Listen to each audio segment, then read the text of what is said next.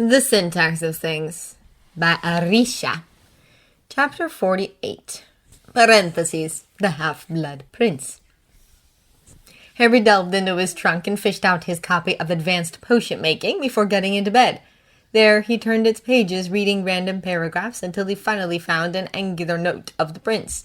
It was written in a handwriting that wasn't as delicate as the rest of his notes, and Harry wondered if he had been in a hurry to write it down, as not to forget it.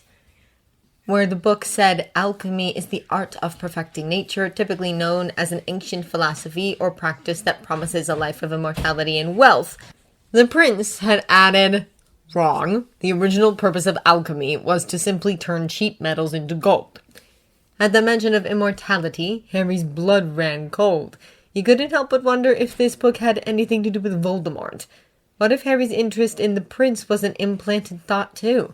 Perhaps he didn't even like the book, but he thought he did because someone wanted him to carry it with him all the time. He closed it and held it to his chest. It was confusing, but this book had somehow become a friend to him. The thought of dark magic being involved in it was just unnerving. Aware that what intrigued him most about the book was this very mystery, he wondered again about its origin. It looked so old, its owner could have easily been Harry's grandfather or something. His fantasies about a beautiful prince hiding behind the book's anonymity weren't affected in the slightest by the realization. Harry placed the book on the nightstand, turned off the light, and rolled over. It would be interesting to try and force a thought of his own into Snape's mind, he thought as he covered himself with a blanket. A happy one, to increase the difficulty level. Something fresh and colorful, if only to gauge the man's reaction. His lip would curl in disgust, granted. He was probably the only living person that would be disgusted by being happy. He'd try it next time. He'd look right into Snape's eyes and think, rainbows, flowers, a day at the beach, a picnic at a hilltop, kissing Harry. It felt ridiculous, exposed. Even now that he was all alone in an empty room by himself, the embarrassment hit him as though a large audience was watching and listening to all his happy thoughts. Telling himself that no one could possibly know what he was thinking was pointless. It was as if his bed had been placed on a stage, with him waiting patiently to become the subject of the most laughable and cruel show. "This is Harry Potter," the host would say. "He's currently in bed. He thinks of his teacher." The audience would laugh loudly and greedily, demanding more hilarity, more humiliation. Then the host would force him out of his bed, and suddenly all the spotlights would aim at Harry, so bright and blinding he tried to turn away. "Tell us about it, come on, more, more!" The audience would shout, and Harry would simply say, "It's true, I think of my teacher." Harry snorted. There was no point in denying that he cared about Snape one way or another. He had all the time to deal with it and accept it. Only Snape wasn't accepting it as easily. Maybe mind control would fix that. Like me back, like me back, like me back! He'd have to try. And if he failed, well, chances had it likely that Harry wouldn't live to see the end of the year anyway. His stomach tightened at the reminder, and he clutched at his pillow to keep himself from falling apart. His name is Severus, an untamed part of his mind insisted, refusing to follow the stream of worries to the upcoming war. Did anyone else call him Severus except for Dumbledore or Voldemort? It was a nice name. Rare. Not that Sirius or Remus were common, but this was different. It felt different. "Severus." He tried it out, and his voice was muffled into the pillow. He chuckled at his own misery. His eyes slowly closing, he let his demons take him into another restless, alerted sleep. Sometimes surrendering was right. Harry woke up with a strong hand grabbing his ear and twisting it. He shouted, kicking at the covers in panic as he reached for his wand and glasses. The wand wasn't there. It occurred to him that it was Snape who was twisting his ear. He wore his glasses quickly and then yanked at the man's hand. "Snape!" Snape's upper lip trembled, his eyes wide in wrath as he bared his teeth and almost covered Harry's body with his own. "Explain, now. What are you doing?" He tried to push Snape's index finger backwards to get him off him, but Snape's hand was curled in a tight fist around his ear. "You're hurting me. Explain yourself, Potter." "Explain what? Stop it." Snape released him, and Harry shifted away, frightened. He rubbed his ear frantically with a trembling hand. His fear was quickly replaced by anger. "What the hell was that?" he shouted. Snape pursed his lips and towered over the bed with the advanced potion-making book in his hand. He threw it on Harry's lap with force. "Congratulations! You are a true Gryffindor after all." Harry gaped, snatching the book and hugging it protectively. Fully awake now, he jumped up. You had no right. I had no right. I had no right, Potter. I've got to hand it to you. This is beyond suspicion. Well done. On second thought, this isn't even about houses. You are a disgrace to Hogwarts itself. And this comes from a Slytherin who was befriending murderers at my age. Snape half raised a hand to slap him and then clutched it, willing it back down. Hold your tongue, you reckless little sod. Or what? Where did you find this? Snape asked. Is this how you managed to impress Slughorn? Or let me guess, Dumbledore gave it to you. And of course he doesn't mind you having it. You even have a note from him explaining it all and clarifying that I'm not to object. Is that right? Dumbledore has nothing to do with it. What's your problem? I never cheated. Harry glanced at his wand on the floor and slowly stepped towards it. Don't even think of it, snapped Snape. Explain. Snape's pale face and deranged expression could only mean one thing. The prince didn't exist. He was probably just another cursed object, as Harry feared. He could only imagine what kind of trouble he had dragged himself into this time, and now Snape was going to take the book away from him. Not important, he reminded himself, just a book of a class he didn't even particularly like. Harry handed the book over. Snape took it, but Harry didn't let go. Slughorn loaned it to me for a week last year because I didn't have a copy of my own yet. When I did buy one, I swapped the front covers and returned the new one instead. The instructions in it helped me succeed in potions like never before. I decided to keep it. Snape tugged at the book. Harry kept holding it. You improved your grades with impudent methods and abused the school's property. Then you cursed Draco and almost killed him. He could have bled to his death because of your arrogance, and yet you kept the book all the same.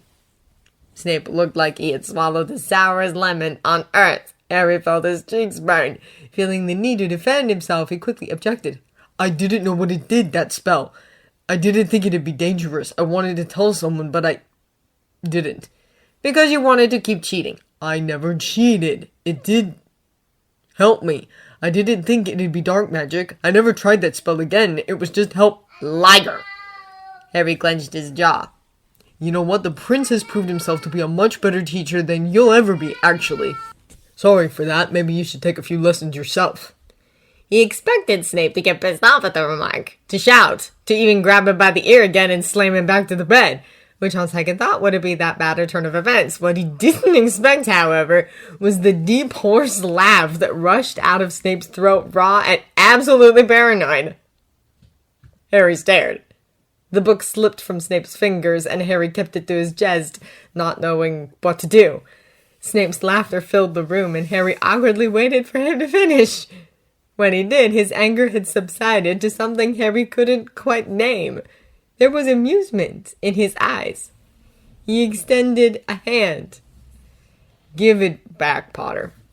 Back? Back. Oh. Back. You. Next time, steal a vocabulary book. It might turn out quite useful too.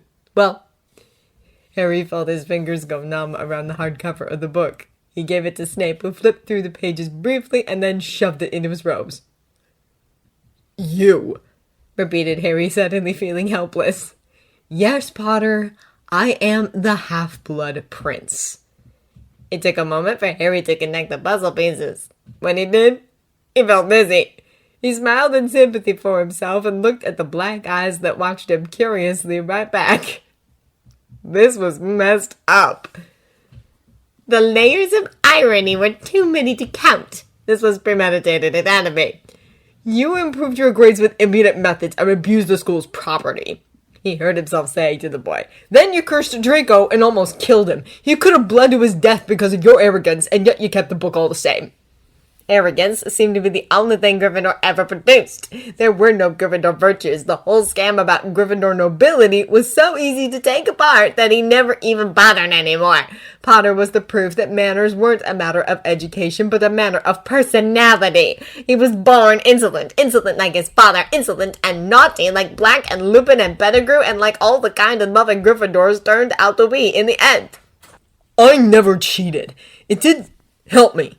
Has it? Severus thought. He was suddenly interested in Potter's explanation, however daft. You know what? The prince has proved himself to be a much better teacher than you'll ever be, actually. Sorry for that. Maybe you should take a few lessons yourself. He silently swore that if Potter said one more time the word prince with an unmistakable redness over his cheeks, Severus would personally see to making that blush permanent, in the form of a bruise, perhaps. He let his laughter possess him. Was young and innocent Potter fond of a mysterious prince? What kind of twisted fate was that? Why me? He heard his conscience complain. Harry Potter, the savior of the visiting world, holy martyr, powerful saint's birth, humble warrior, unprivileged hero, had a crush on Severus Snape, and then he had a crush on his book. He shook his head, reviewing the situation. Potter had a crush on it, and then he had a crush on him. Twice! Oh, the destiny. Damn. Give it back, Potter. And Potter hadn't known. As cruel as it was equally satisfying to see the chosen one fall lower and lower as his emotional stability revolved around his interest in a man he ought to hate. Potter's eyes landed, darting from him to the book and back. You.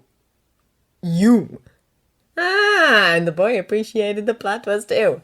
Next time, steal a vocabulary book. It might turn out quite useful too. Well, you, Potter said again, his voice cracking. Sparing me the melodramatics, he thought of saying, but lest Potter had any remaining doubts.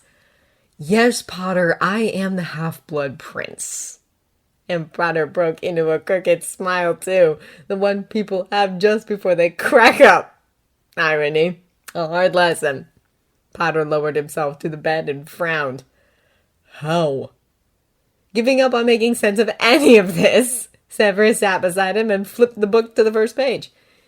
It used to be my mother's book, he explained, not knowing why he even bothered to. Her name, Eileen Prince. She had written it here. He patted his index finger on the page.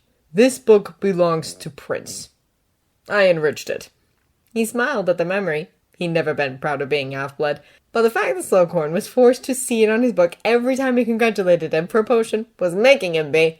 It was the closest thing to rubbing his talent to Slughorn's fat face that he ever managed.